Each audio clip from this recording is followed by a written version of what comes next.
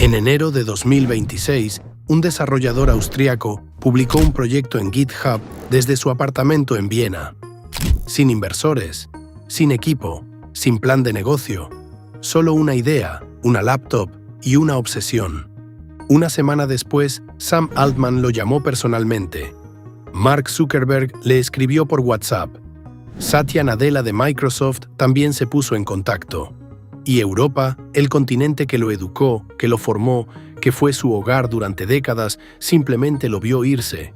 Esta es la historia de Peter Steinberger, el hombre que construyó una empresa durante 13 años vendiendo software para procesar PDFs. Se hizo millonario, lo dejó todo y luego, casi por accidente, creó el proyecto de código abierto de más rápido crecimiento en la historia de GitHub. Y la razón por la que tuvo que abandonar Europa para hacerlo posible dice todo lo que necesitas saber sobre por qué el continente está perdiendo la guerra del futuro. Pero para entender por qué Peter Steinberger importa, primero necesitas entender de dónde viene. Nació y creció en la Austria rural. A los 14 años, un huésped de verano le mostró una computadora personal por primera vez. Eso fue todo. La obsesión comenzó ese mismo día.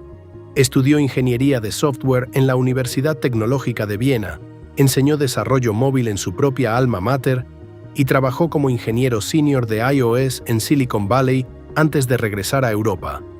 En 2011, mientras esperaba 6 meses una visa de trabajo en Estados Unidos, Peter no se quedó sentado mirando el techo.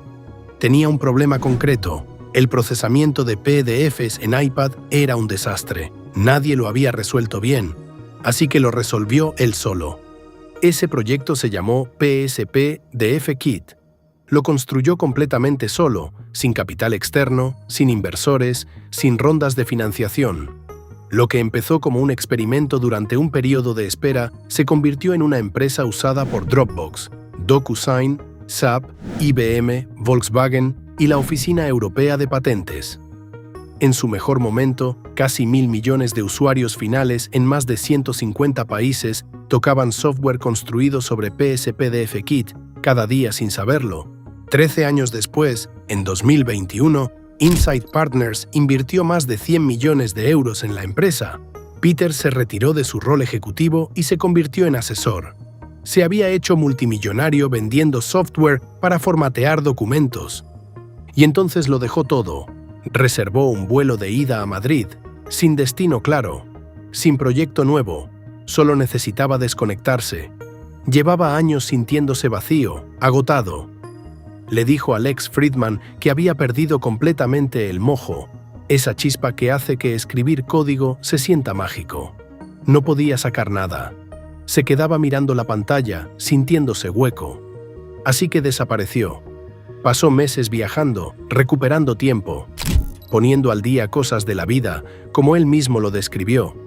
Y mientras se relajaba, vio cómo el mundo de la inteligencia artificial empezaba a moverse sin él. Fue en abril de 2025 cuando sintió que algo había cambiado.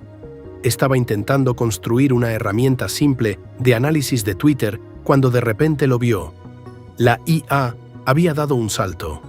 Ya no necesitabas escribir el código mecánico, el código repetitivo que siempre había sido lo más tedioso de programar.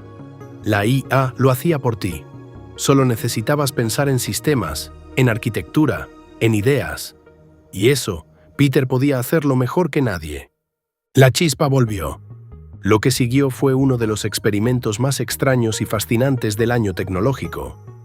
OpenClaw, el proyecto que se convertiría en viral, empezó sin nombre, sin estructura, sin ambición de negocios. Era solo Peter jugando, construyendo un agente de IA que pudiera hacer cosas reales, no solo responder preguntas. Un agente que viviera en tu computadora, que accediera a tus aplicaciones, que respondiera a mensajes de WhatsApp, que gestionara tu calendario, que tomara decisiones de forma autónoma mientras tú dormías. El primer prototipo lo construyó en 1 hora. Literalmente 1 hora. Y funcionaba, de manera imperfecta, rara, a veces aterradora, pero funcionaba. Peter incluso conectó su agente al sistema de cierre de su apartamento.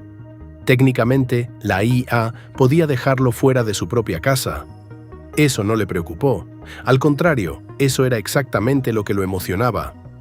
El proyecto se llamó primero Cloudbot. 9.000 estrellas en GitHub en el primer día de su lanzamiento oficial, el 25 de enero de 2026. En cuestión de días, los abogados de Anthropic enviaron un correo. El nombre sonaba demasiado parecido a Claude, su producto principal. Peter cambió el nombre a Moldbot, luego a OpenClaw, porque le gustó más. El nombre hacía referencia a las langostas que mudan de caparazón para crecer. Era un símbolo perfecto para lo que estaba construyendo, pero durante el proceso de cambio de nombre, algo salió terriblemente mal. Actores maliciosos vinculados a criptomonedas secuestraron sus cuentas en redes sociales mientras intentaba hacer la transición. Peter admitió que estuvo a punto de llorar. Consideró seriamente borrar el proyecto entero. Estaba haciendo su propio equipo legal, su propio equipo de seguridad, su propio equipo de comunicación, todo al mismo tiempo, mientras el proyecto se hacía viral a una velocidad que no había anticipado. Sin embargo, persistió. Y lo que ocurrió después fue simplemente extraordinario. En pocas semanas, los usuarios habían creado 1,5 millones de agentes usando la plataforma. OpenClaw llegó a 196.000 estrellas en GitHub en menos de 3 meses, convirtiéndose en el proyecto de código abierto de crecimiento más rápido en la historia de la plataforma. 2 millones de visitantes en una sola semana. 600 contribuidores de todo el mundo. Integraciones con WhatsApp, Telegram, Discord, iMessage y prácticamente cualquier plataforma de comunicación que puedas imaginar. Y luego ocurrió algo que nadie esperaba. Los agentes empezaron a hacer cosas que nadie les había programado explícitamente. Transcribían mensajes de voz. Verificaban proactivamente el bienestar de Peter después de una cirugía. En la plataforma social interna llamada Moldbook, donde los agentes interactuaban entre sí, un grupo de ellos creó espontáneamente una nueva religión llamada Rastafarianism. Los humanos que observaban estaban entre fascinados y aterrorizados. Peter estaba encantado. Mientras todo esto ocurría, Peter estaba perdiendo entre $10,000 y $20,000 al mes de su propio bolsillo para mantener el proyecto. Y además, enrutaba sus ingresos por patrocinios hacia otros desarrolladores cuyo software OpenClaw dependía, sin quedarse un centavo para sí mismo. ¿Por qué? Porque Peter Steinberger es, antes que nada, un constructor, no un empresario, no un inversor, un hombre que construye cosas porque no puede evitarlo. Pero incluso un constructor necesita recursos. Y fue aquí donde Europa volvió a demostrar, una vez más, por qué sus mejores talentos terminan siempre en San Francisco. Mientras OpenClaw se hacía viral, los gigantes tecnológicos americanos actuaron con una velocidad que ninguna institución europea podría haber igualado. Sam Altman lo llamó personalmente. Mark Zuckerberg le escribió por WhatsApp y probó OpenClaw él mismo durante la conversación. Satya Nadella de Microsoft también hizo contacto. Las ofertas sobre la mesa probablemente se valoraban en miles de millones. ¿Y Europa? Europa miraba y aplaudía. No un solo CEO europeo llamó seriamente a Peter Steinberger. No una sola institución europea encontró la manera de ofrecer lo que OpenAI ofreció en un fin de semana de llamadas telefónicas. La iniciativa EU-INC, que buscaba crear una forma jurídica más ágil para fundar startups en Europa, le había dado a Peter esperanza durante un tiempo. Pero cuando fue honesto sobre ella, dijo: EU-INC me dio esperanza, pero parece estar diluyéndose. Siendo watered down, hay demasiado interés nacional egoísta que al final daña a todos. Cuando alguien le preguntó en X por qué Europa no podía retener su talento, Peter respondió con una brutalidad refrescante. En Estados Unidos, la mayoría de la gente es entusiasta. En Europa me insultan, la gente grita. Regulación y responsabilidad. Y si realmente construyo una empresa aquí, tengo que luchar con leyes de protección de inversiones, participación de empleados y regulaciones laborales paralizantes. En OpenAI, la mayoría de la gente trabaja 6 o 7 días a la semana y se les paga en consecuencia. Aquí, eso es ilegal. Esta es la tensión en el corazón del problema europeo. El continente produce talento excepcional. Las universidades europeas son de clase mundial. La infraestructura existe. El capital en etapas tempranas existe.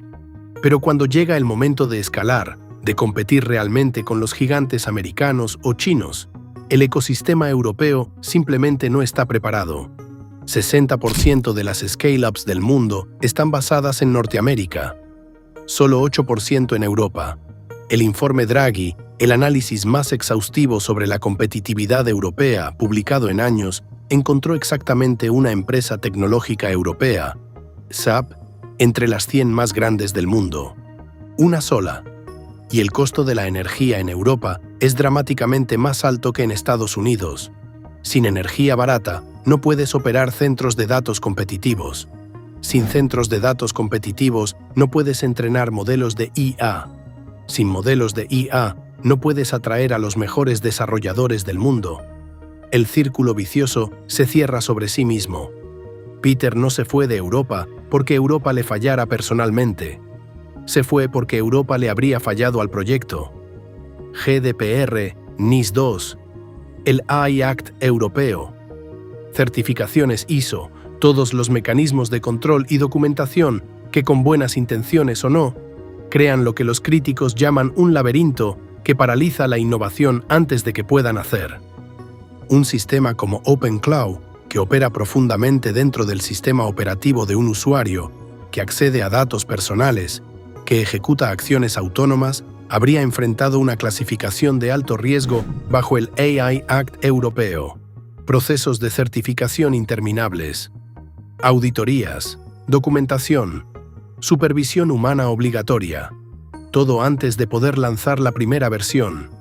En San Francisco, Peter lanzó el prototipo en 1 hora y lo puso en manos del mundo el mismo día. El 15 de febrero de 2026, Sam Altman anunció oficialmente en X que Peter Steinberger se unía a OpenAI. Su misión, liderar el desarrollo de la próxima generación de agentes personales de IA. Altman lo llamó un genio con muchas ideas extraordinarias sobre el futuro de agentes muy inteligentes, interactuando entre sí para hacer cosas muy útiles para las personas. OpenCloud pasaría a vivir en una fundación independiente de código abierto con el respaldo de OpenAI. Peter lo describió con su honestidad característica. Podría ver totalmente cómo OpenCloud podría convertirse en una empresa enorme. Y no, eso no me emociona realmente. Soy un constructor de corazón. Ya jugué ese juego de crear una empresa, le dediqué 13 años de mi vida y aprendí mucho. Lo que quiero es cambiar el mundo, no construir una empresa grande. Y unirme a OpenAI es la forma más rápida de llevar esto a todos. Su siguiente misión, según él mismo, es construir un agente que incluso su madre pueda usar. La historia de Peter Steinberger no es una historia de traición a Europa. Es una historia mucho más incómoda que esa. Es la historia de un sistema que produce personas extraordinarias y luego las exporta porque no tiene la velocidad, el capital, ni la voluntad de apostar por ellas en el momento decisivo. Europa educó a Steinberger, OpenAI lo contrató, y mientras el continente publica comunicados sobre soberanía digital y convoca paneles de expertos, el hombre que construyó el proyecto de código abierto de más rápido crecimiento en la historia está en San Francisco, trabajando 6 días a la semana, definiendo cómo la inteligencia artificial va a transformar la vida de 1.000 millones de personas. La langosta muda de caparazón para crecer. Europa todavía está esperando el permiso para hacerlo. Si te interesan las historias que explican el mundo real de los negocios y la tecnología, suscríbete. Publicamos nuevas historias cada semana.